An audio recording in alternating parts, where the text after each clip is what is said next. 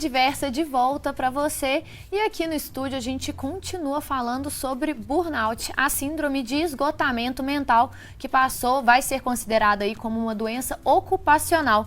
E com a gente está aqui o psiquiatra Alexandre de Rezende, que tá para tirar as dúvidas, né? Minha, da Mari, do pessoal de casa. Então, muito obrigada mais uma vez pela sua participação aqui hoje, viu?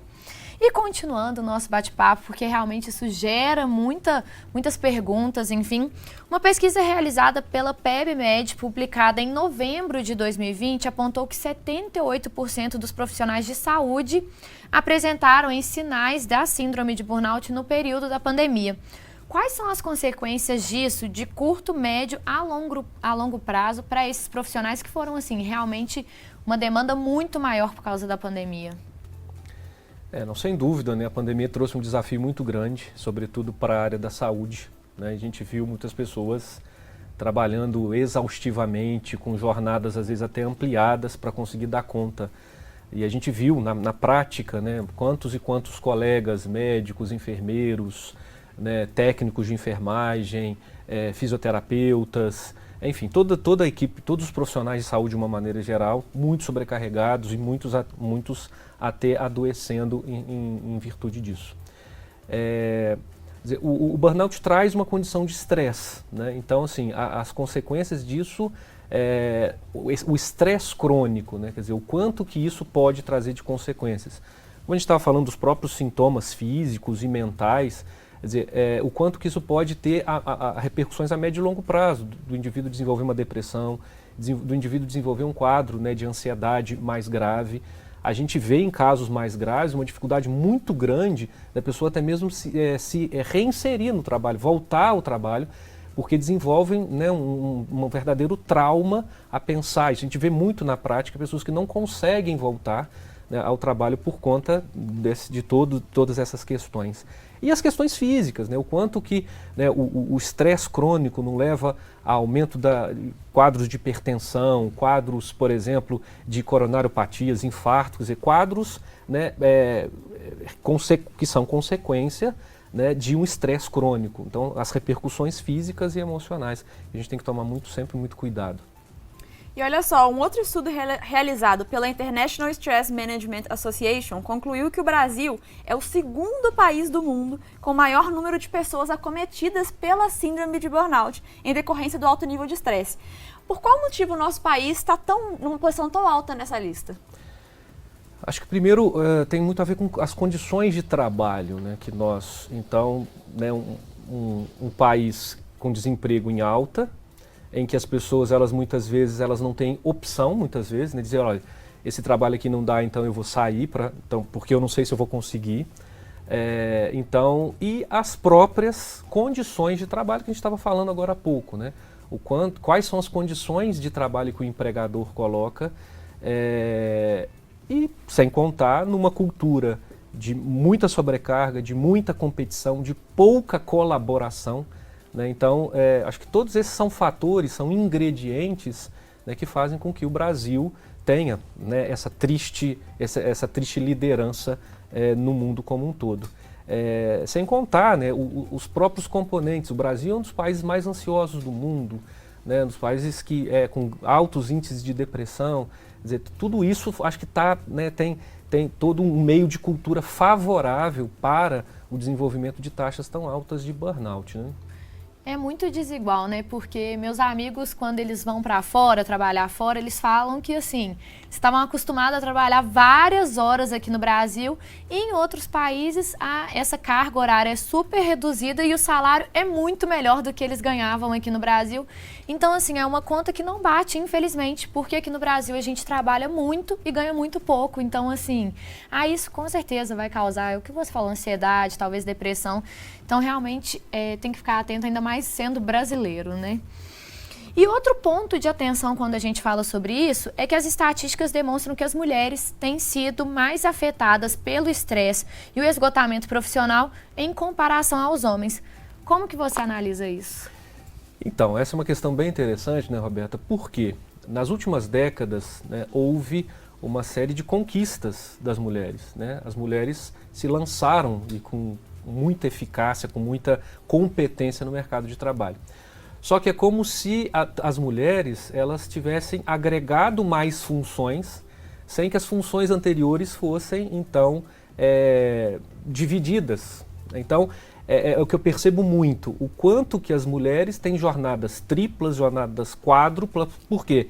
Elas continuam sendo dona de casa, a gente ainda vive numa cultura em que o marido ou outros companheiros e companheiras muitas vezes não dividem essas funções.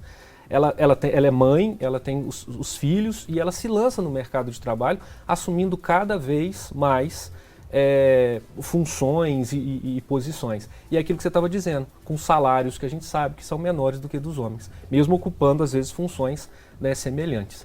Então, acho que essa é uma equação que de fato faz com que as mulheres adoeçam mais. Quer dizer, elas têm elas continuam, né, sendo mães e donas de casa e muitas vezes sem poder dividir isso culturalmente ainda e que é muito já difícil. São funções exaustivas, né? Por si só, acho que ser mãe, dona de casa e ainda trabalhar fora, aí né? Exatamente. Então é como se nas últimas décadas as mulheres elas, né, alcançaram, né, o mercado de trabalho com grande competência e com grande,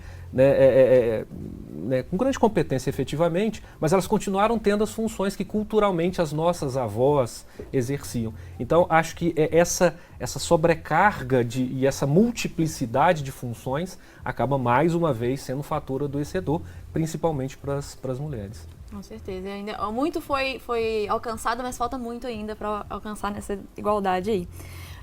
Outra coisa agora, né, que a gente está vendo em um cenário novo, né? O home office veio aí, né, foi reforçado com a pandemia e parece que veio para ficar. Quais que podem ser os perigos disso, ainda mais considerando, né, que uma pesquisa norte-americana diz que em casa as pessoas trabalham 1,5 horas a mais que o normal. E muita gente relata que como você está em casa, às vezes trabalhando dentro do próprio quarto, aquela linha entre a hora de acabar o trabalho e chegar em casa não existe às vezes, né? Quais podem ser as consequências disso? Então, Mariana, o que eu tenho é exatamente isso, visto muito, por exemplo, no consultório, porque quando você faz um trabalho presencial, né, então eu vou pegar às 7 horas, 8 horas da manhã, eu bato o cartão e eu fico ali até 5, 6 horas da tarde, enfim, bato o cartão e vou embora. Quando o meu chefe, quando o meu gestor me liga, sei lá, 9 horas da noite, no trabalho presencial, fica muito claro que ele está me ligando fora do trabalho, né, ele está me ligando num horário extra. Agora, no home office isso não fica tão claro. Eu tenho percebido muito isso, né, que o gestor liga 9 horas da noite. É como se o home office ele trouxesse aquela ideia de que o empregado, o funcionário, a pessoa, ela está disponível 24 horas por dia, 7 dias por semana. Né? Então, acho que essa é uma questão importante.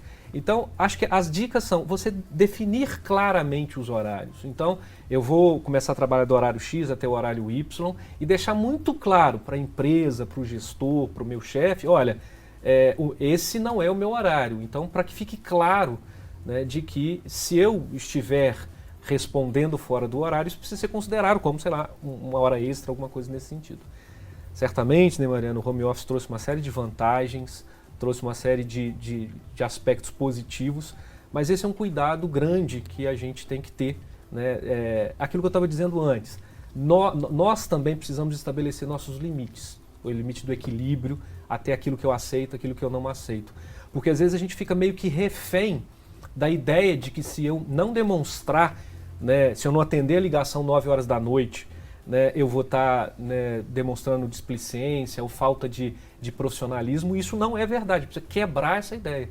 Né? Então, o estabelecimento de horários, né, bem definidos, acho que isso é fundamental para o home office, que é uma realidade que veio para ficar. E a gente não pode pensar que isso vai daqui a pouco deixar de existir, né, com a resolução da pandemia. Não, eu acho que é uma realidade que veio para ficar, é um novo momento para o qual a gente precisa se adaptar. Né? Eu acho que e a adaptação passa por essa definição muito clara, até mesmo para a gente, né, dos nossos horários, porque senão a gente, como você mesmo está dizendo, fica horas a fio para além do trabalho. É importante estabelecer limite, né?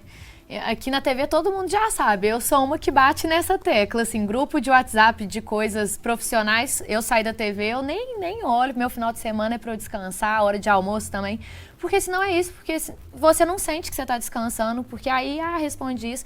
Então o pessoal da TV já sabe, eu acho que realmente é a hora da gente estabelecer esses limites, porque é muito fácil o patrão pegar o WhatsApp e mandar uma mensagem assim. Então, tem que estabelecer essas coisas, né? E para quem é autônomo, talvez seja pior ainda, porque não tem nem com o que reclamar, né? Tá fazendo o próprio negócio e aí quando vê já tá horas a fio trabalhando sem parar, né? Mas mais uma vez, Roberto, eu acho que é a gente ter essa ideia, né, de que porque aquilo que a gente estava falando antes do, né, trabalho enquanto eles dormem, essa ideia de que eu preciso estar sempre trabalhando e que, né, isso é uma coisa positiva, isso a gente vai incorporando muito da nossa cultura, né? Então eu acho que mesmo quem é autônomo também precisa pensar nisso, né? Pensar que quando eu estou descansando, eu não estou perdendo tempo, eu estou investindo tempo no meu descanso, né? Isso é fundamental, a gente conseguir encontrar esse equilíbrio. E nisso a gente ressalta ainda mais a importância, né? Tanto no caso do home office, quanto no caso das empresas, do gestor, do chefe, do patrão, tá sempre, né, respeitar, né, no caso do home office, por exemplo, respeitar esse tempo, né, a pessoa que está em casa assistindo, né, que está nessa posição às vezes de chefe, de saber entender que na hora que acabou o horário de trabalho da pessoa que está lá, por mais que às vezes ela esteja online no WhatsApp, não quer dizer que ela está à disposição para te responder com relação ao trabalho, ela está no momento de descanso dela, que é muito importante. Então as pessoas que estão em posição de liderança, principalmente, precisam entender que tanto no home office quanto no escritório mesmo, as pessoas não são robôs, somos todos humanos, né? E que nós precisamos ter o nosso tempo de descanso e precisamos ter nossos limites respeitados também, né? Porque ninguém é de ferro, uma hora a gente esgota, né? Eu acho que a gente pode ir caminhando para o encerramento da nossa conversa, né, que está muito boa e realmente esse assunto é muito importante para as pessoas ficarem atentas, porque como a gente bateu tanto na tecla aqui hoje, é cultural, né? É algo que é normalizado e que acaba causando um problema que pode evoluir para coisas muito sérias, né? Então é muito importante a gente bater muito nessa tecla. Descanso é importante, a gente tem que ter nosso tempo de sono. Eu sou dessas que meu sono é sagrado, então muito obrigada pelos esclarecimentos que o senhor trouxe aqui para a gente hoje. Eu que agradeço o convite, Roberto, Mariana, por esse papo, né, tão proveitoso, e um abraço a todos. E o Manhã Diversa está terminando, então muito obrigada pela sua companhia, pela sua participação nessa segundona com a gente. E não se esqueça de ficar ligadinho no nosso site e nas redes sociais da Diversa. É isso aí, Roberta. Por lá você fica sabendo dos temas da semana e também pode mandar as suas perguntas para os nossos entrevistados. Fique agora com o programa Duas Rodas e logo mais às 6 da noite tem o jornal Diversa em Rede. A gente volta a se encontrar amanhã a partir das 10 da manhã. Até lá. Tchau, tchau.